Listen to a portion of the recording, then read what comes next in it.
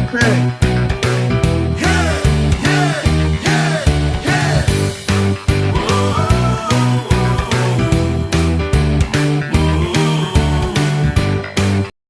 Hi, this is Do It Yourself with Craig, and anyhow, in the past we showed you a caboose that was really rusty, and the trucks were rusty. A lot of surface rust. Well, after tumbling this thing, and I tumbled it with the hood off, but get a close-up on that. I did not touch the bluing. I just put it in a dry tumbler with cotton and the pins, and that's how it came out. This is some of the wheels, and you can see if it's pitted, the pits don't go away, but the wheel shines up and all the surface rust comes off. Tumblers are great, but anyhow, that's where we got all these short shank coupler hooks and hoods to and the coils. I think this was the coil on it. All I could do was steel wool this part.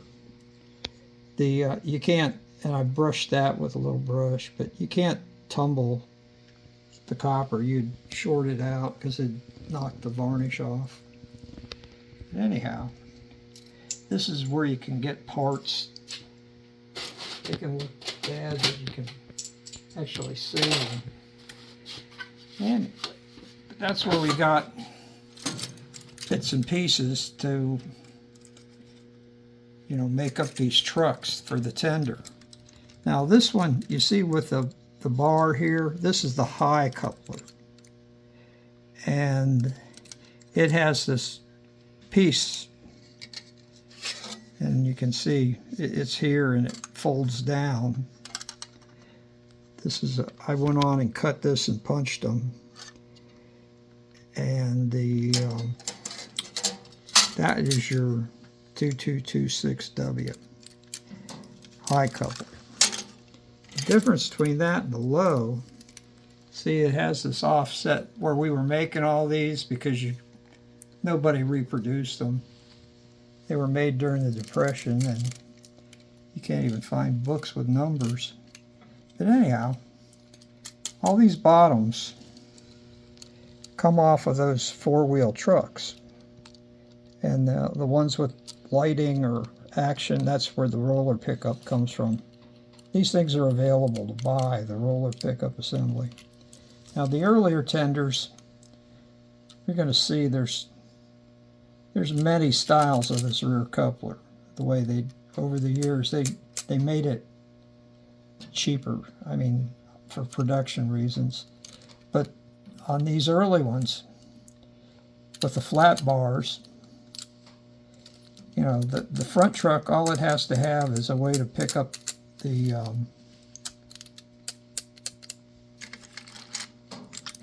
power for the whistle. See, this one has one too. So anyhow, if you don't, you know, there's one with curved. I mounted a flat bar in there so that you could put this kind on it. But the frames are pretty much all the same. But the holes that are punched in them, they're a little different sometimes, but you can make them work. So, okay, so you don't see the bases very often. Once in a while you'll see one, but somebody just took it all apart and sold every piece off of it one by one. Usually when the shell is crumbled or warped.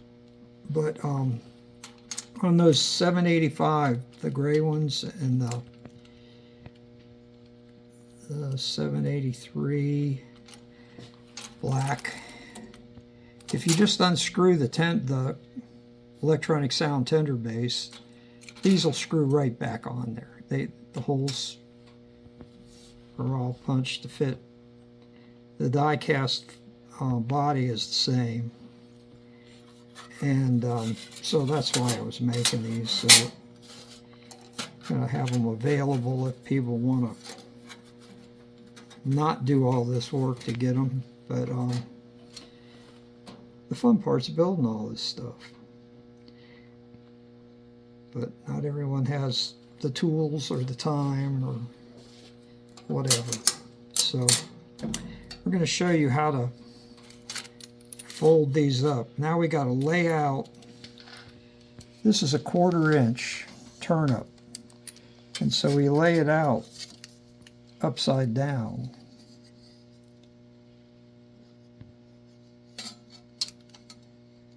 And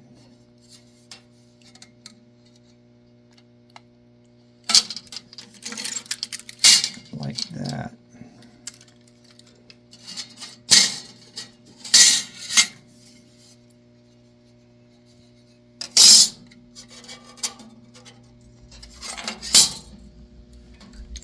Now, how in the world? Okay.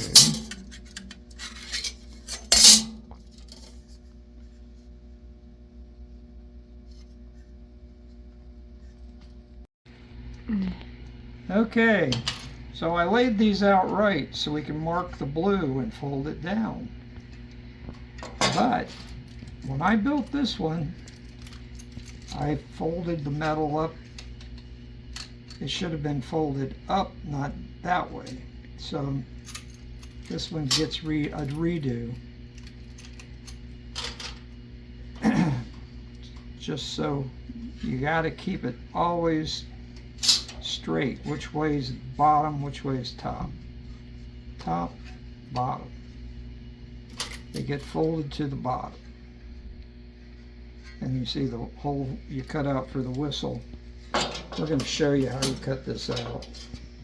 It's punched, but we take a little grinding wheel and we just cut the square hole out. Then file it. And we'll go over to the other bench. The Dremel is a handy tool, and they got thinner wheels and all, but for this will work. Oops, got to plug it in.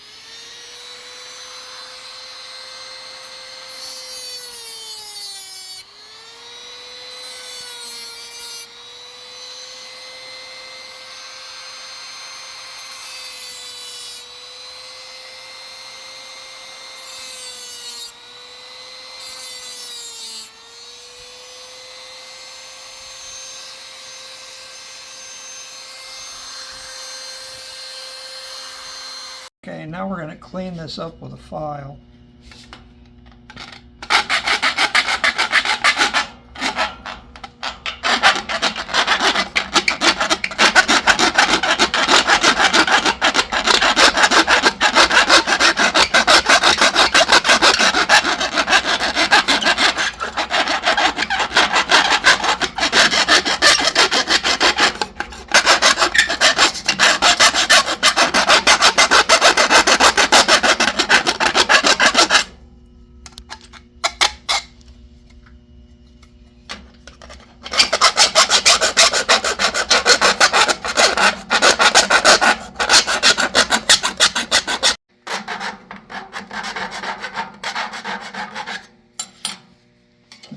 Okay, so see, you have to have the whistle chamber not obstructing the airflow, because that's what makes the whistle whistle.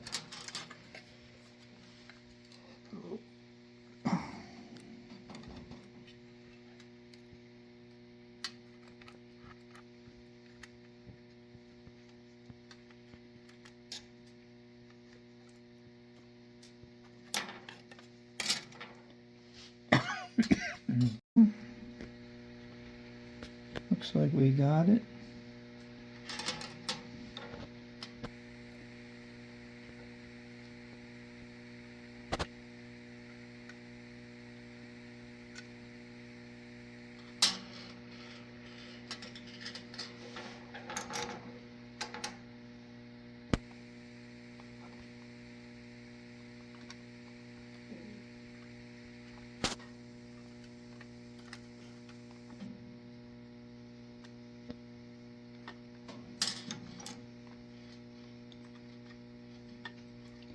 Sometimes these holes are just a little off and you get a little round file and just ease it one way or another.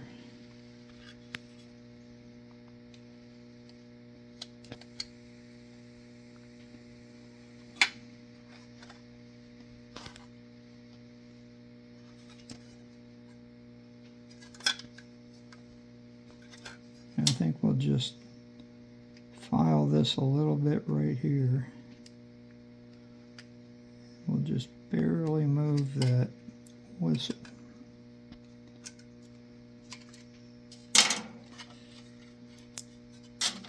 Gotta get the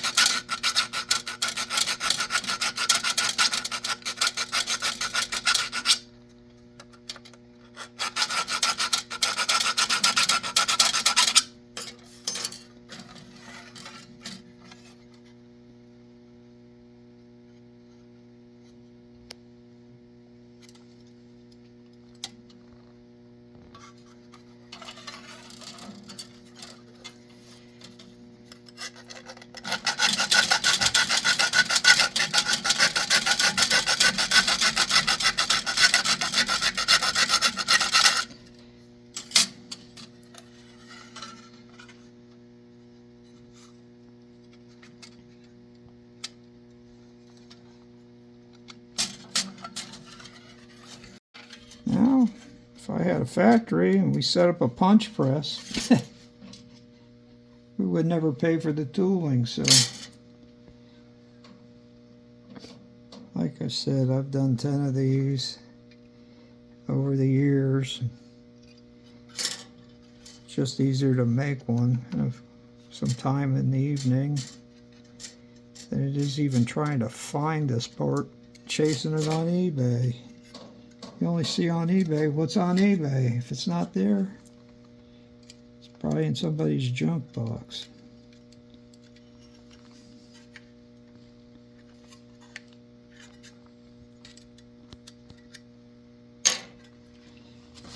There we go.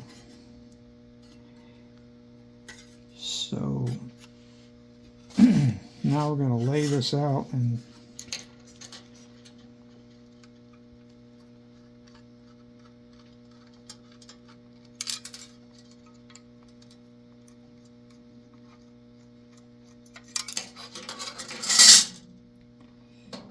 put our screws back where we can find them.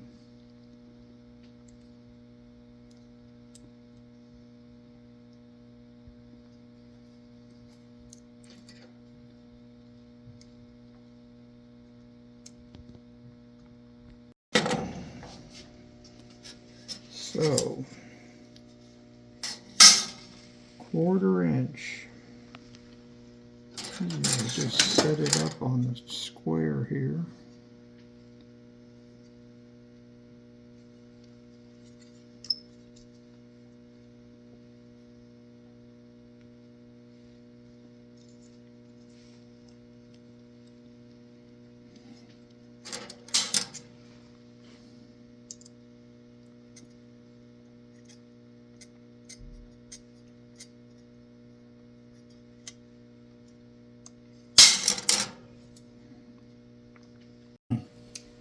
Just so that when you bend these down, it actually fits in the tender shell. So all this needs to be precise.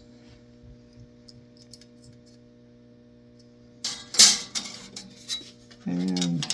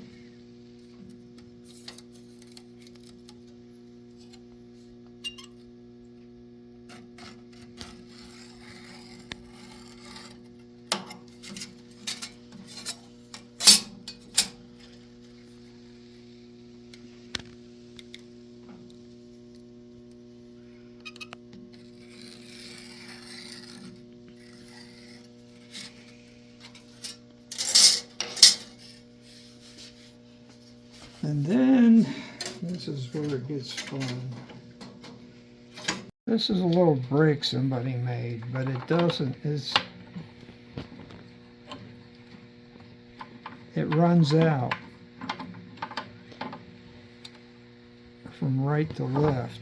So you need to shine a light over here so you can see what I'm... Yeah, I need a light. But anyhow, see, this is back.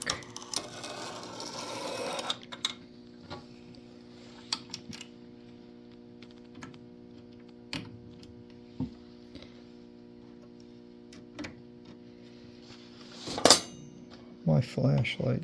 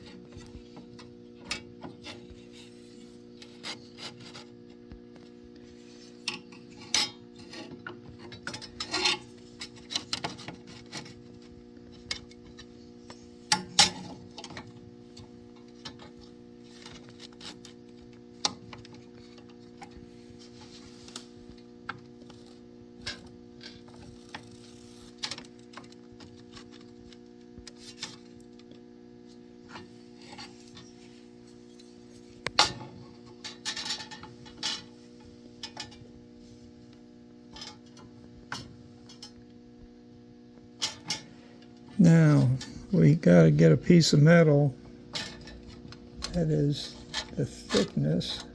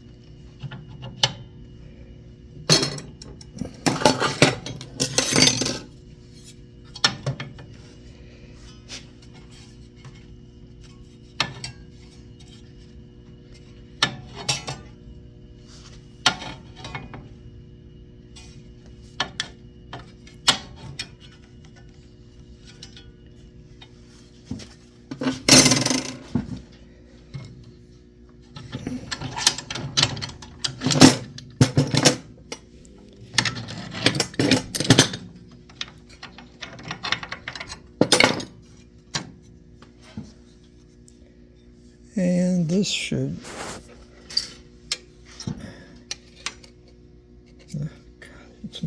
1/4 inch. No good.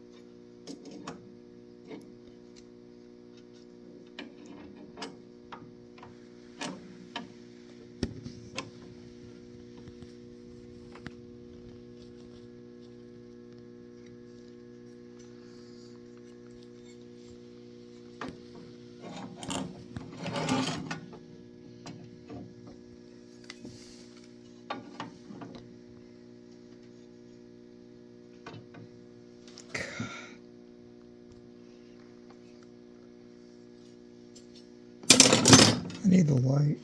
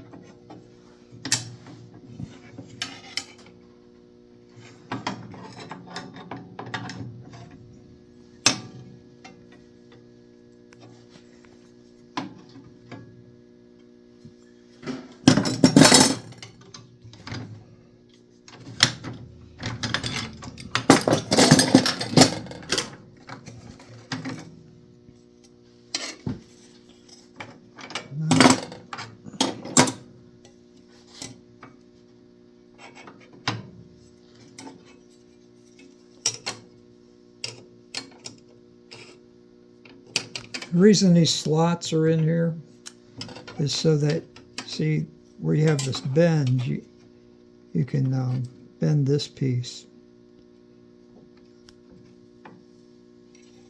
And when you fold it, it doesn't hit the... First we got to get the measurement.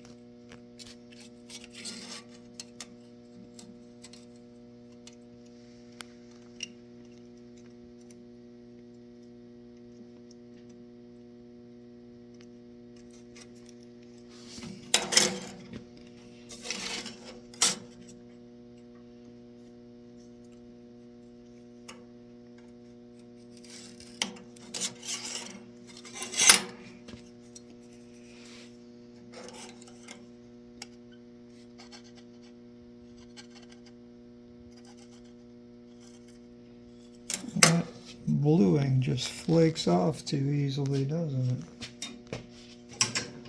Let's see, where's the slot? This is the slot.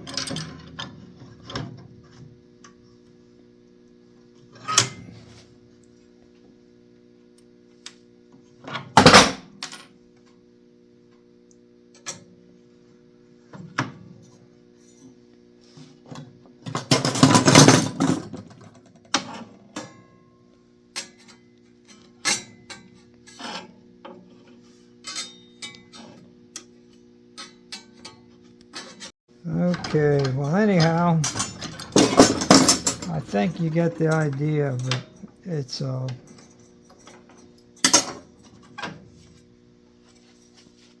then this gets slotted out with that Dremel tool after you punch it. And this part gets a turn down too in the front. Well, anyhow, we'll check this for fit with these 4 screws before we go any further.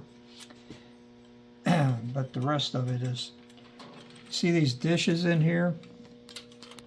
You do that with a piece of pipe and a socket on a arbor press. That's how we get the little divots in it. Push it down.